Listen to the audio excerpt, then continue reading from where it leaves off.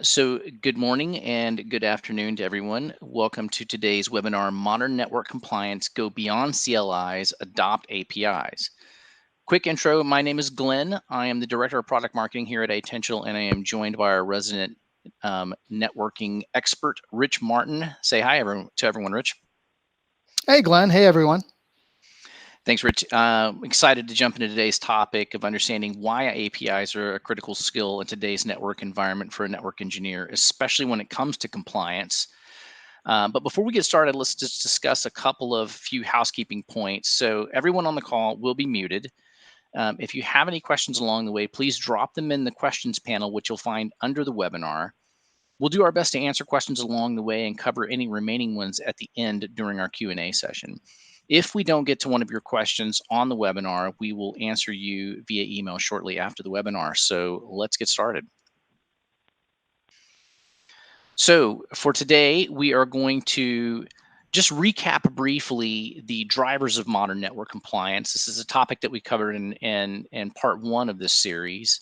And then we'll also talk about the three major components of modern networking compliance. Then we're going to jump into APIs, and we're going to define what an API is in the context of networking. And we're going to talk about how APIs became so ubiquitous in the world of networking. We're going to talk about why network engineers have to understand APIs, how this needs to be a big part of their modern tool set. And then we're going to talk about how to achieve network compliance across networks that have both CLI, traditional CLI physical devices, and API and virtual devices. We'll cap it off with a demo that Rich is going to give us of Itential's configuration manager. We'll show you both CLI and API devices, and we'll talk briefly about how you would create a golden configuration that you would enforce across an entire network. Okay. So just briefly, I want to recap what we talked about in our last one, and this is this idea of network compliance. So what is network compliance? Well, network compliance is the adherence to a set of standards defined for a network by an organization. And typically speaking, these standards fall into one of three categories, usually all three categories, but those categories are security, reliability, and performance. So these are the standards that you would define for a network and then bake them into the configurations of each of your network devices, whether those are physical devices, virtual appliances, or public cloud native network devices or their analogs. So what are some of the drivers of network compliance and some of the drivers of these standards that we talk about? Well, in the realm of security, the most obvious one would probably be external regulation. So think of things like HIPAA or PCI DSS, where they are enforcing specific standards that you need to bake into your network configuration.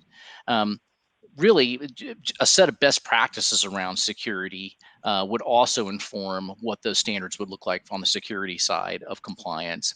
Then there's reliability, which is running the business. We need to make sure that the network is up.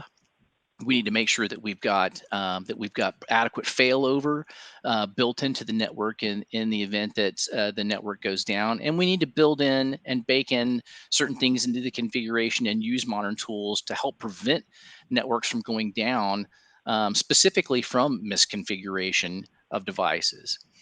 And then the other side of that coin is really performance, right? When we talk about reliability, it's about network uptime. When we talk about performance, it's about, is the network slow? Is the network performing to spec? And the drivers here really are things like business strategy. So, time to market. A lot of organizations are trying to implement self-service configuration changes inside the network and things like that. So these are the kinds of things that drive the standards and inform the standards that ultimately drive an organization to set of network standards that will then become what they consider compliant. Last time we talked about three components of modern networking compliance. The first one is the ability to create and enforce a golden configuration across CLI devices, cloud network elements, and controller slash application APIs, right? So again, think, either controllers like Meraki type stuff or even public cloud. But just as a really quick recap, because this is such an important component, Rich, why don't you talk to us a little bit about a golden configuration? Just recap for us again, what do we mean when we say golden configuration? Sure. So where you started in the last slide, I always think of it as a trickle down effect. So when we talk about like compliance standards coming from, it's like HIPAA or PCI or one of those policies, it starts off as, some high level standards, but when it gets to the networking team, you have to translate that into actual configurations that adhere to the things that they're specifying, right? And that could change based off of one type of vendor devices, or if it's in the cloud or that kind of thing. So when we create golden configurations, what we're doing is we're taking all those different aspects that apply to security and performance and reliability and turning that into the actual configurations that any particular network device or network service, whether, if it's in the cloud, so network service, needs to adhere to in the way that it's configured. And so that's the critical piece to this, is not just being able to do this like the traditional way through CLI devices on one section of the network, but also across any part of the network, whether it's CLI or API driven. Great. So when we talk about a golden configuration, we're really just talking about baking those standards into a base, sort of almost like a template of a configuration that then gets pushed out to all of your networking devices. And we'll talk in a little more detail and kind of demonstrate what this looks like in the product in just a little while. The second component here is the ability to automate the remediation of compliance issues that are found. So what do we mean by that, Rich? What do we mean by automating remediation? So we're talking about three key components of a modern network compliance, and really the tooling around managing compliance around this modern networking. So if we are able to accomplish step one, which is creating a standard template, like you said, and applying it to all of our network devices and network services, what we should expect to find is that we have a whole lot of stuff that's not in compliance, right? Hopefully we don't, but the reality is we will find a lot of things out of compliance, especially if this is a net new process. And so how do we go in a network that's changing often? Yeah, yes, absolutely right. And so how do we now take that information of what is out of compliance and how it's out of compliance, and then build a way to remediate or fix those configurations so that they are in compliance? And we could be talking about hundreds, thousands of devices and services. So the whole point of this is, if you have to do this manually, which is the traditional way that things have been done, it's going to take a while, right? And what we need is a compliant network as soon as possible, especially when you consider those three main tenets: security, performance, and reliability. So we need some level of automation, whether it's being able to click a button with some human intervention that says, yes, I like these changes, I'll click them, or determining a more completely automated process where we can say a subset of configurations, if they're out of compliance, well, these don't affect anything, or they affect, very little or nothing at all. And so maybe we can make those changes immediately. Whereas other changes, maybe they can be automatically remediated, but maybe they need to be done during a maintenance window. Or in being able to give customers the ability to build those kinds of that flexibility into their automation and remediation process. Excellent. The third component is the ability to validate changes to devices before they are made. And I think this is a really interesting point here, Rich, because what we're really talking about is making sure that proposed changes to the network aren't going to have some sort of negative effect. Is that right? Yeah, that's correct. So the way that it's traditionally been done with this compliance process is just like I said. We go take a look at a network device, like we look at its configuration. For instance, we compare it against what it ought to look like. And if there are any changes that cause it to be out of compliance, then we have to go and remediate and fix those things.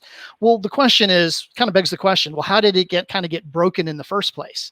And so with validation, what we really need to do in the networking world is start to integrate a step that says, before a change is even made on any particular network device or service, can we reference the proposed change on the proposed device to our systems and say, hey, tell me if this is going to break any kind of compliance that might be defined already. That way we can avoid taking a network device out of compliance, which makes sure that once we go through this painful process of bringing the network into compliance, it stays in compliance. Seems important. Yeah, definitely. And this is a modern approach to it, believe it or not. This is a modern approach to the compliance process. So this is critically important. Well, let's switch gears and start talking about APIs. So, Rich, if you wouldn't mind, just briefly describe what is an API in the context of networking. And then let's talk about how APIs were introduced to the world of networking. Absolutely. API, application programming interface, in its most general sense, is a defined way for, let's say, a piece of software that I have, whether I write that software, whether that software is a system that I've bought commercially available, allowing my software to integrate with another piece of software. And that other piece of software could be a server or a service on the cloud. And it's a defined way, and it's defined by that particular vendor I'm talking to. And it describes the methods that I need to use in order to do things like gather information about something that software is controlling. So in the world of networking, one of the simplest concepts to understand is a network controller. It's kind of like a brain of a set of network devices. A perfect example is wireless. When enterprises deploy wireless networks today, there's usually a lot of hardware access points, but then they have some sort of controller, some sort of software that you can like connect to via dashboard to configure those independent devices. But behind those is an API. So if I wanted to interface a piece of software to that controller that controls that wireless network service, the API would be the way that I can interface with that, and the methods that I could use to push configurations, pull configurations, gather information, status, operational information, things like that. Gotcha. So how did we get here? I mean, when did APIs become a part of the networking world? Yeah, this is a really interesting question. And I think back upon my own experience in networking for quite some time now. The whole concept of APIs is not anything new. It's been around for a long time, but traditionally around the world of software and programmers, things like that. So software and programming, APIs kind of go hand in hand. But it's kind of a new concept in a sense. In the world of networking. So really the question is, how did we get here? And then why is it even important? So if I look back, the origins of networking, we started with hardware devices, routers and switches that were physical, tangible assets that we deployed on the network. And how did we configure those things? You don't just plug them in typically and they just work. You have to tell them how they work. And so you did that by a command line interface, a CLI. So whether I attached a serial console port to my computer that connected to that router, or I connected to it over the network itself, I'm issuing a bunch of configuration lines one at a time to configure those different features and functionalities to make that network device do the thing I want it to do on the network correctly. So that's been the origin point. That's been the standard. Everything was great. And I think around, I would say around 2005 and 2006, this concept of SDN, and I know a lot of networking teams out there, especially around the hype cycle of SDN. SDN stands for software defined networking.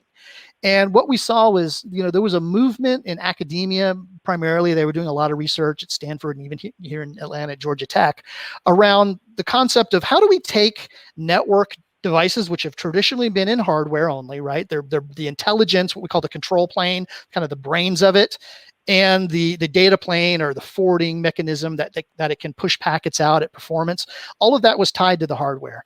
So when SDN kind of became a movement in academia, I would say around 2005, 2006 in that area, give or take, what we were seeing was, how can we now take the control that was typically, embedded into the hardware and put it in software, put it in a server, let it run on a server. And so now the brains of the network is now located on a controller, which is a piece of software.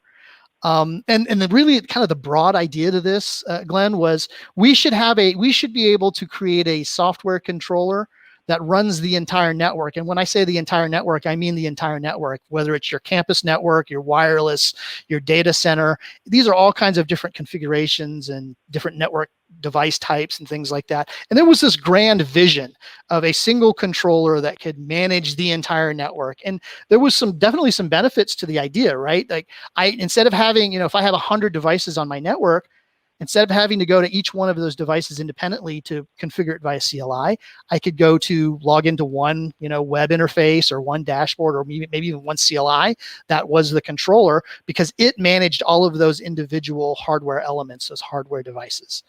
That being said, the grand idea didn't really work out. There's no network utopia out there, software-defined network? It's been not at the grand scale. And I think that shouldn't surprise anyone. I think maybe we start with big dreams and then figure out what the reality is. But here's the good thing about that. Kind of two things. Number one, we did get a lot from those good ideas of that grand vision of SDN hype. We did get some real modern solutions that are centered around the controllers that are kind of the brains running in software not for the whole network, though. It's kind of like, well, let's take pieces of the network. Maybe one of the first ones that we saw was wireless. Wireless, there was a lot of vendors, instead of configuring wireless access points independently around an office or different branch offices, they had a software controller. Sometimes it's called a director or whatever they want to call it, but it's the brains. And you log in through a dashboard and you configure, your wireless, SSIDs, your networks, things like that from there, and it pushes those configs out to the hardware. This concept came from the SDN, hype cycle, but now it's a reality, and it's very specific to a very specific part of the network. Now, that being said, one of the second things, so we had these really good realistic solutions for the SDN reality. One of the things that comes along with that, remember I said kind of software and APIs go hand in hand. Yes. Yeah, so these software solutions now that have like these software controller brains typically have these well-defined APIs. So you can if you go, so here's one of the big ones that disrupted the entire networking world. Cisco bought this company called Meraki, I think around 2012 or something like that. So less than 10 years ago. Meraki was a company, startup, that was taking this SDN concept and saying, hey, let's put this software in the cloud. It's the portal that you log into via web interface. And now you deploy your routers and your switches and your wireless access points wherever you want in your network. They kind of, connect back into the cloud. So you have to have an internet connection. They connect back into this cloud controller. And then you log into that and you have access to control and manage all of these devices, right? This was a radical thing in the world of networking, where we're used to CLI, we're used to dealing with device configuring things on a device by device basis. But when Cisco bought Meraki and it became, an accepted technology, this was a big game changer. And I think this really caused people to rethink the ability to do network control and network functions in software, which kind of opened the gateway into the acceptance of all the cloud networking that we see today. But again, all of this has APIs coming right alongside with it. So while they may be logging into dashboards and configuring things through GUIs, the reality is if you do a search for any one of these solutions for API, you're going to find documentation for the APIs behind them that can be used now to interface software with that particular controller or service. And so the current state then is that APIs are basically everywhere. APIs are kind of silently hiding everywhere in the network.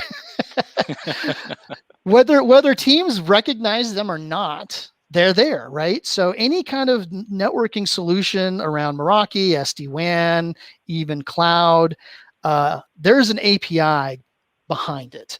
And that API can be used to interface some particular type of software on your end, whether it's your Python program or whether it's Itential's automation platform, can be use those APIs to integrate and communicate and to train, to interoperate with these different network controllers. And so today where we're at is, we're kind of at this intersection point where networking teams, we love our CLI. It's very comfortable. It's the standard by which everything has been done. but API is still a different and foreign concept, but it's important that they start to make the transition to how to understand what an API is, what it can do for you, how to leverage it, and why it's important for managing your configuration compliance across the modern network. So it seems really like we've reached some sort of tipping point where APIs are almost ubiquitous in the world of networking. Why do you think it's important for network engineers to understand and really embrace APIs? It is, well, step one is to recognize you probably have a lot more of it than you think. And so if I have a lot of this in my solutions, again, like any kind of modern wireless solution, any kind of modern SD-WAN solution, anything with a controller or an orchestrator or a director, it's what we're talking about is a piece of software that acts as a network brain for a lot of network devices or network services, and is a central dashboard. There's more and more of this going on in networks today. And behind all of that is an API, whether they're using it or not directly, it exists. So the first step is kind of recognizing how much of it is out there. And then recognizing how much more of it lies in the future, right? So if we take a look at the cloud, and now cloud networking, especially since we're seeing more and more multi-cloud, hybrid cloud, how do I connect my on-prem to not just one cloud platform to multiple cloud platforms? Those are all API driven solutions when we're talking about cloud. Yes, there's a dashboard or a console you can log into, but behind the scenes, again, APIs. And so we're going to see more and more of this. Companies are deploying more and more VPCs that need to connect to more and more things, whether it's on-prem or multiple clouds. So that brings in more complex networking services like transit gateways. There's other cloud services. So if I'm in the world of networking today and I've got multiple cloud platforms, I've got multiple branch offices, users that are coming in from anywhere on the internet, there are new services and security services and cross-connect services coming up that can be API driven as well, that might become part of my network infrastructure.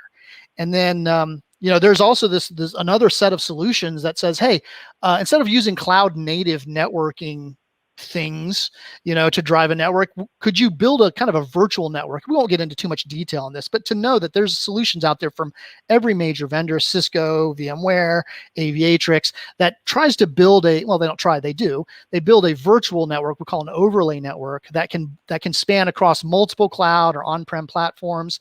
And those are all API driven as well. So the future is full of API things. And that's the kind of like step one network engineers need to understand. I have tons of network that's API driven, and there's tons ahead of me that exist. Well, this is a really good segue. We just got a question in about this, and I'd like to just take a moment and have you answer this, Rich. The question is, do you believe that configuring devices with CLI will go away completely? Oh, no. I don't. I think we're always going to have CLI, but I think how we use CLI, it will change. It's already changing. So if I look at something like an SD-WAN solution, the intention is to use their controller, their director, whatever they want to call it. It's kind of the brains of the outfit, and I can deploy these hardware routers or switches or wireless access points anywhere I want, but everything is configured through that dashboard, right? So the intention here is to not use CLI to configure everything. In fact, there's some problems if you start configuring something via CLI on a device when it's supposed to be intended to be configured through a controller, because you can get configurations out of sync, right? So a lot of these solutions are saying, hey, CLI configuration is not what we want to do. We want to use the dashboards to make it easy. And so we have consistency across everything, but there's APIs behind it. However, that being said, CLI still exists. And so how we use CLI, what I mean by that is maybe CLI is not for configuring things. CLI is excellent still for troubleshooting things. If I can get into a device and maybe I need to troubleshoot things at a very low level, I might jump into CLI and do what we would call like show commands, right? They don't configure anything. They just show me the state operationally, of what's going on that device. So I think we will still see quite a bit of CLI, but maybe we shift it from being the primary method of configuring things to, we don't configure as many things. There are other ways to do it through controllers or through automation. And then, that it still exists for, for certain tasks that it really works well with very quickly, like troubleshooting. Excellent. All right. So let's talk about APIs in the context of modern network compliance, as we've discussed. So Rich, just walk us through what we're seeing here. Yeah, so we hit upon this a little bit. Traditionally, so there have already been, many solutions that have existed for network compliance, but they've really been focused on CLI-driven infrastructure, right? So if you look at the diagram there, kind of like that left green box, traditional kind of NCCM, network configuration compliance management solutions, really only focus on that. They have no concept of how to communicate it with anything through API natively.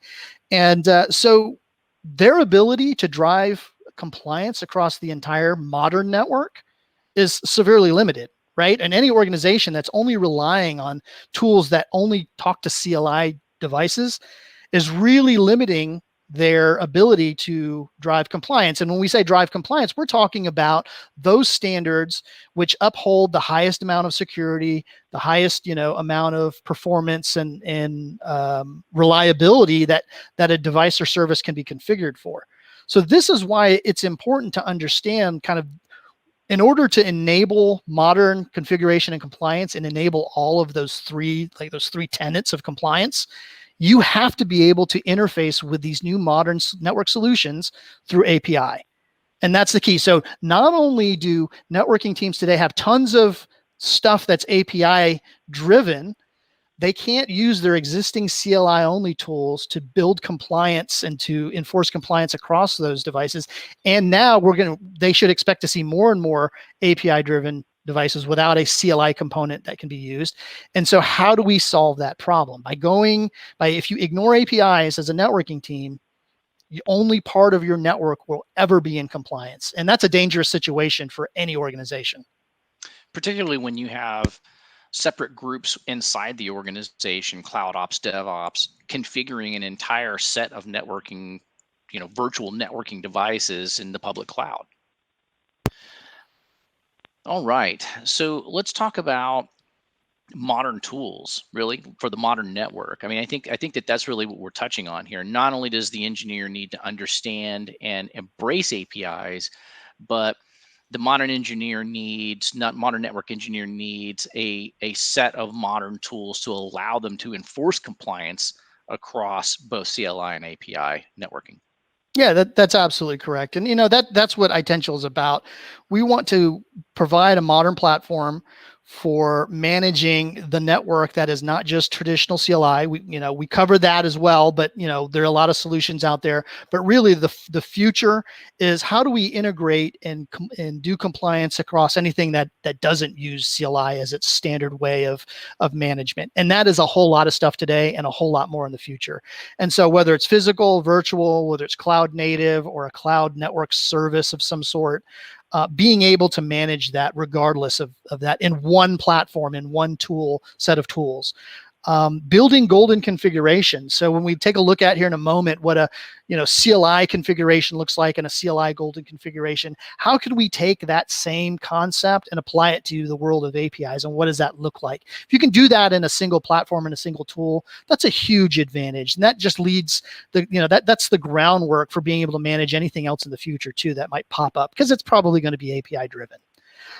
So regardless of CLI and API, being able to then schedule compliance checks across all of those devices that we talked about. So this is kind of that traditional model of checking our devices, but now it's not just devices, it's network services, it's cloud stuff, it's stuff behind controllers. How do we check all of our network across that for compliance? And then moving towards validation, obviously, is kind of the next step. And really what this enables is if we can have this common set of tools that takes a modern approach to compliance, we can actually have some collaboration between teams that are typically traditionally siloed, like network and cloud ops teams, DevOps teams. Where the cloud teams, or maybe even security teams, the security team might be given the ability to define security configurations for network devices and services, and the network team can define performance and reliability features, as part of the golden configuration standard, and allowing the teams to finally collaborate, because a lot of the source of problems, especially around cloud networking nowadays, is because there's not any collaboration and no tools to help them collaborate as well, which leads to misconfigurations. Misconfigurations can lead to all kinds of problems. Spot on. All right.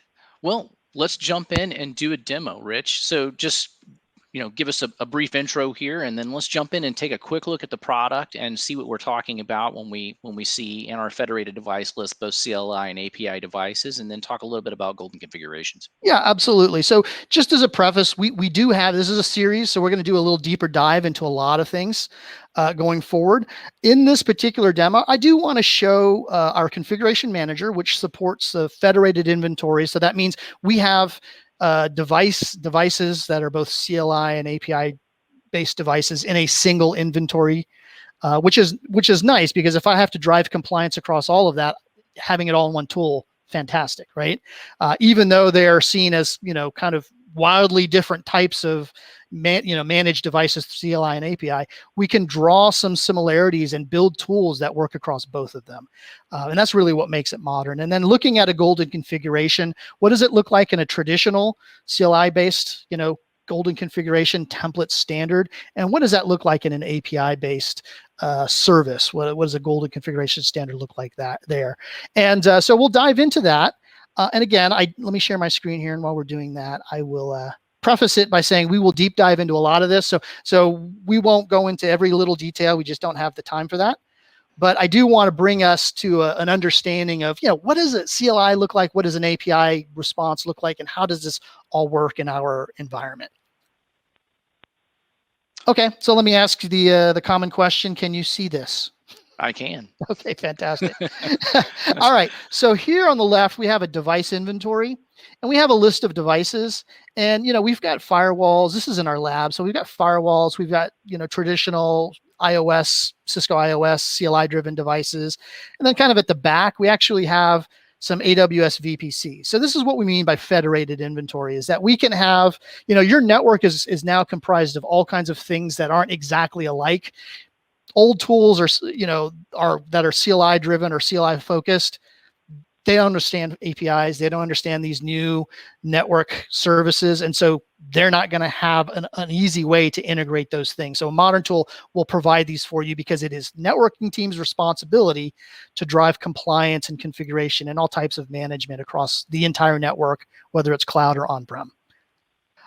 So what I've done here is I've clicked on a device called Core ATL0. This is a traditional Cisco iOS CLI-driven device. The first thing that happens is we do a quick check to make sure it's online. And then I can do I can click this button to load a live configuration. So this is pulling the configuration straight from the device itself. And let me pause right here. I clicked a button, and this is actually a form of automation, Glenn. If I were to do this by hand, I would have had to find the device. What's the IP address? What's the login? Let me SSH into it.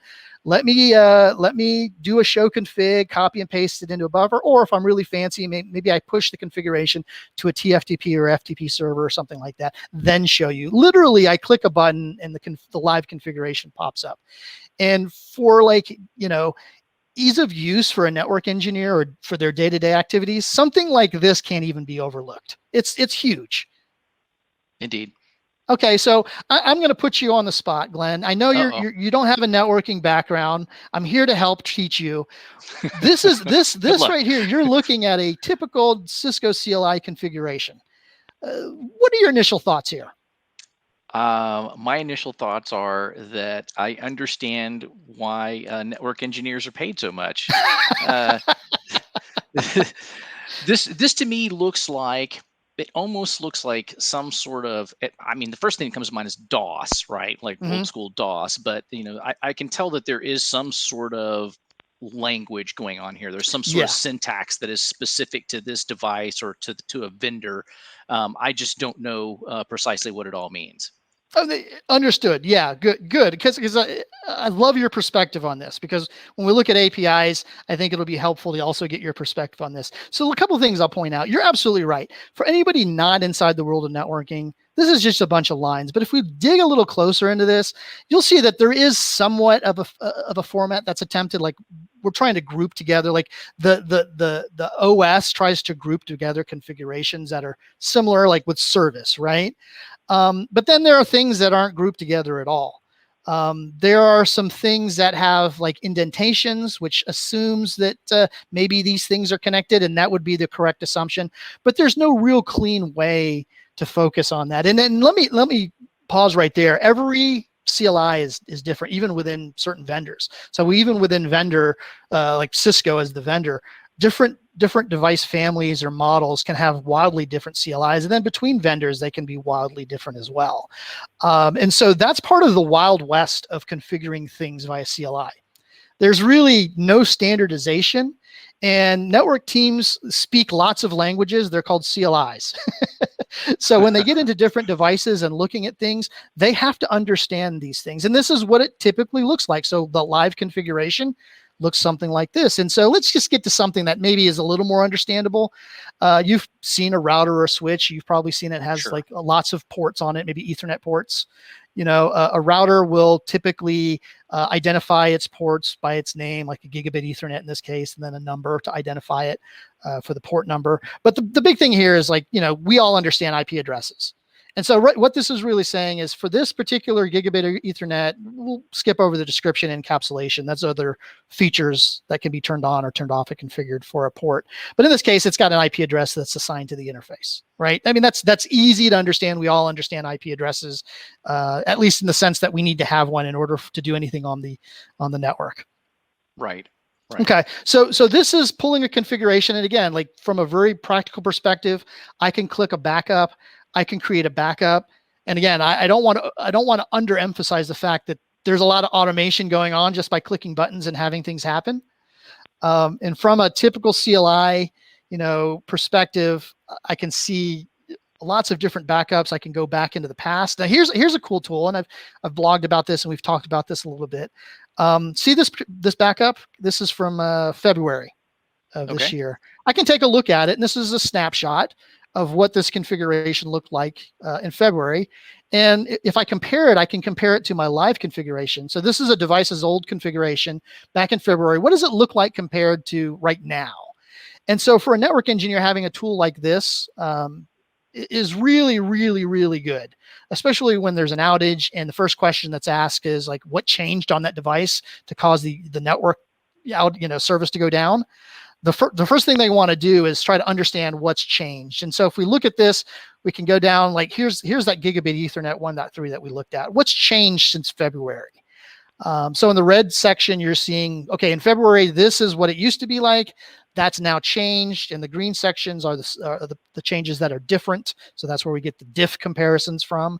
And now from a networking perspective, I can go as an engineer, I can go, hey, I know exactly what's changed. And maybe that red highlighted section is something that was changed by somebody earlier, which caused the outage. And now I can make either manually make the change on the device to bring that, the outage, get us out of the outage and bring the service back up. Or maybe I have an automated way to click a button and do that, like we do in the platform. So this is kind of like what network engineers have needed. In some cases, they have some of this in older tools. In some cases, they don't. In some cases, that these tools don't exist and they're still doing it manually. But this is what it looks like from a CLI perspective.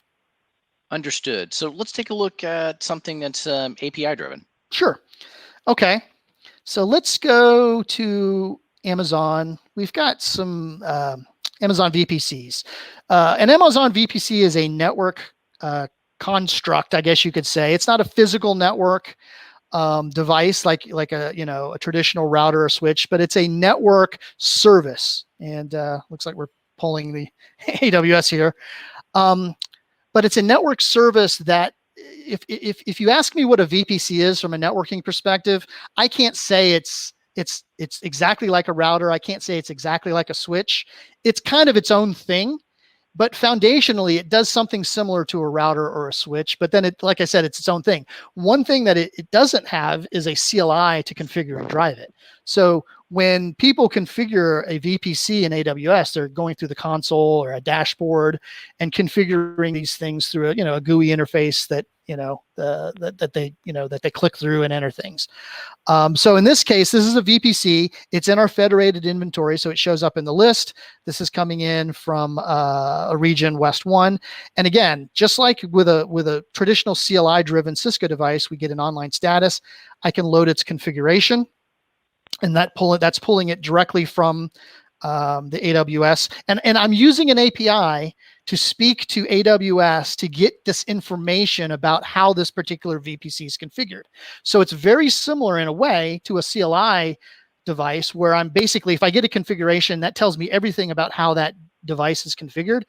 In this case, though, there's no CLI. So I'm using, remember, APIs is our interface into that controller.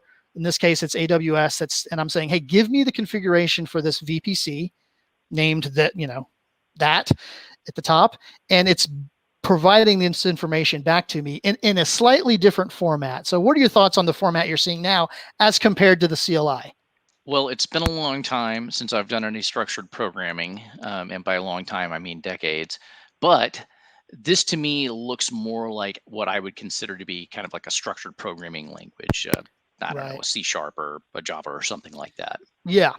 So one of the key components of APIs is they are definitely, so if I send a request through an API call or a method, in this case, it basically says, describe for me this VPC. Tell me how it's configured.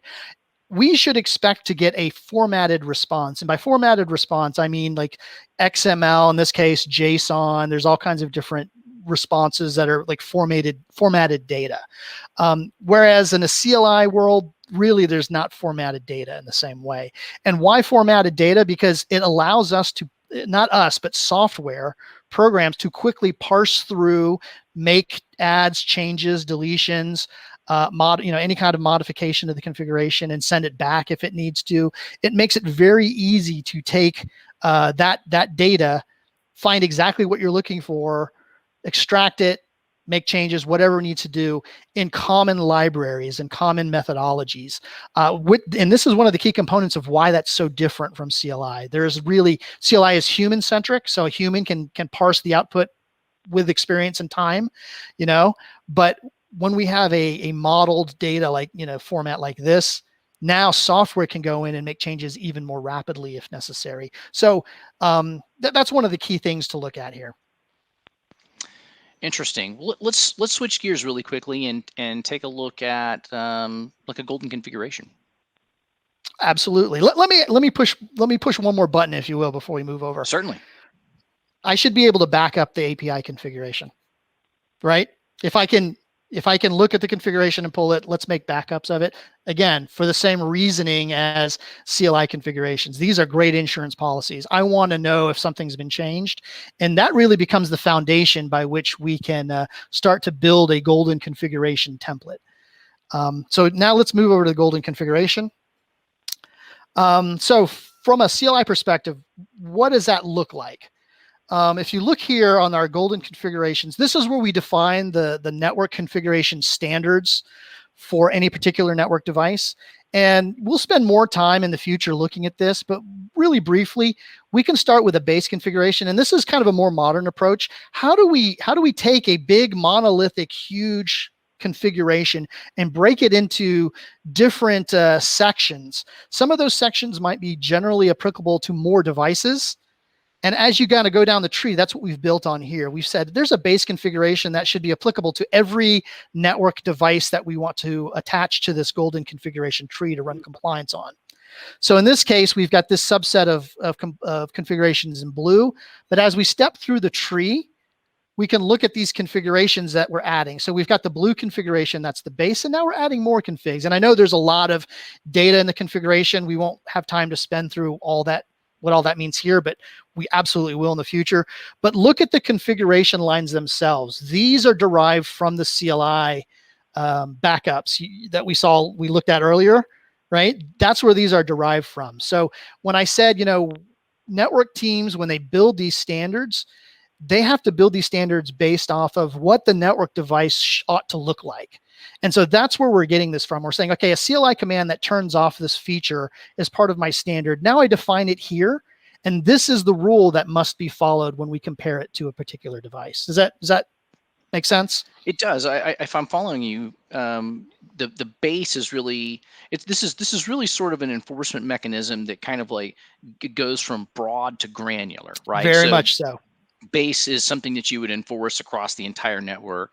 What you're clicking on right now, what you're showing now is a European segment where you've got specific things that are going to be enforced on every device on this network. That's And correct. then And part of the perhaps European network, right? And there then you if we go. go, And then you've got London here, and there are things that are going to be specific to this node of the network and so on. So it's exactly really right. just sort of like I said, it goes from broad to granular in terms of the way that you enforce specific configurations across portions of the network. Absolutely. And you know what? This is a modern way of approaching this, and we'll talk about it more in one of our future episodes. But this also allows different groups to collaborate within the platform to have, to have their section of the configuration that they can manage themselves. So think of security groups and networking teams and things like that. Excellent. Okay, so this is how you derive like the CLI golden configuration. What about an API configuration? That's the next question, right? So just as an example, we talked a lot about the Meraki solution. It uses a controller dashboard to configure things, but there's an API behind it. So now we're integrating with that through that API to ask the Meraki controller, hey, explain something to me about something that you have configured. In this case, we've defined 3 branches here that have to do with wireless networks and their authentication method. So there's an open authentication method, a pre-shared key, and an 802.1x. We'll just use the open method here. But if we look at that golden configuration template, notice it looks a lot like the API that we had configured for, we looked at VPC. It's got that same format. Right. This again is a JSON format, but what we're really doing is we're using an API call. And if I show you here for a particular unconfigured SSID, so this is just a network name, and I'm using that as I'm using that as a reference to the Meraki controller, and I'm saying, get the network SSID information. That's the actual API call that we're using. Show me the SSID network information for this particular unconfigured SSID 10, and the response now has to match this because this is the golden configuration. This is the standard it has to match. And so if any of these elements are different, so if enabled is true, for instance, is that the response that we get from the Meraki controller, then I know that that particular wireless network is out of compliance. And so now this is the enabler for network compliance for all of this other, non-CLI network infrastructure that every enterprise and organization has. Excellent. Well, that's great. Anything else you want to show us in here, Rich? I think that's enough for now to kind of digest all of this for a lot of our folks who are just getting involved in the world of APIs, because we will deep dive into it, in further episodes for sure. That's right. And I'll send us back to the slides here. Okay. All right. So this is a slide we covered last time, but I just want to, I think it bears repeating here. So this is the Itential approach to the journey towards network compliance. And it begins really with that inventory management piece that Rich was talking about, federated device management, where you're able to, in one pane of glass, to see all of your network, whether it's physical, whether it's a virtual appliance, whether it's some sort of controller, or whether it's a cloud native service like a VPC.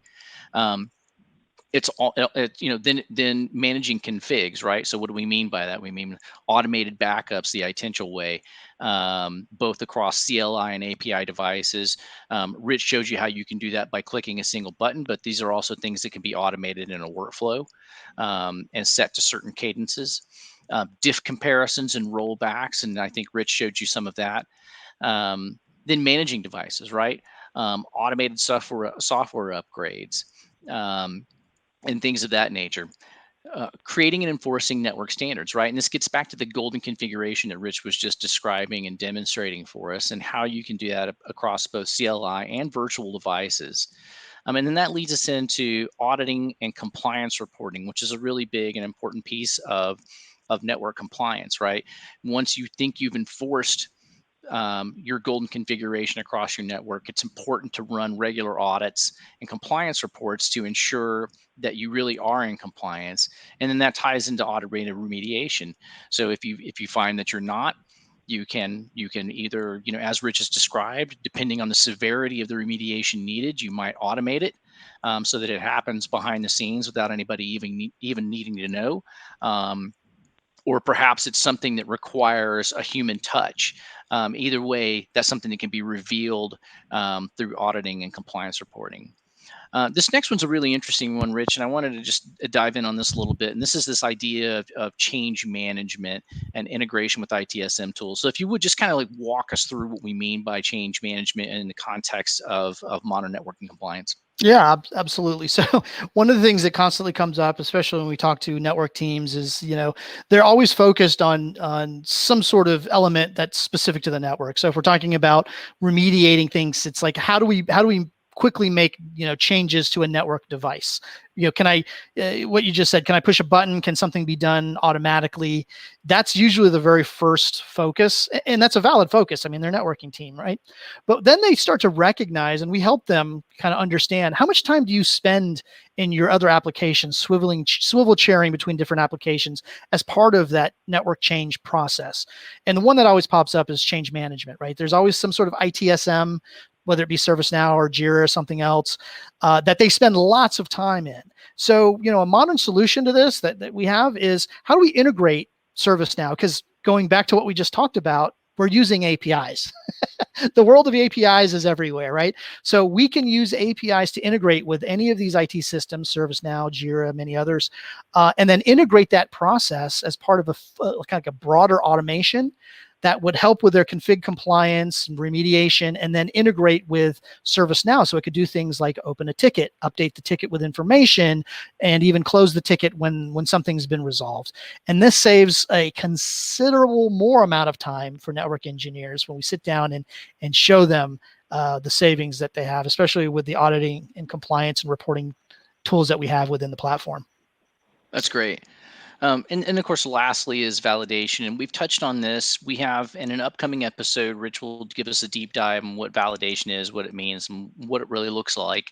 But this is the notion of, testing something out, validating whether or not proposed changes are actually going to negatively affect or harm the network, or really just kind of take the network out of compliance and break the golden configuration. So stay tuned for future episodes where we'll describe that and demonstrate that in a little more detail.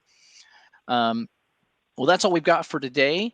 We're gonna jump into a Q&A in just a second, but I wanted to just splash the screen up here. If you haven't already started a free trial of Itential, we encourage you to, and you can start by going to itential.com/free-trial. All right, so Q&A. We've got a couple of questions here. I know we're just about out of time, but we'll go ahead and take a couple here. Okay. So Rich, what tools can I use to learn APIs? Oh, that's great. You know what? I see another question. I'm going to try to tackle them both for time. So first of all, what tools can I learn to use APIs?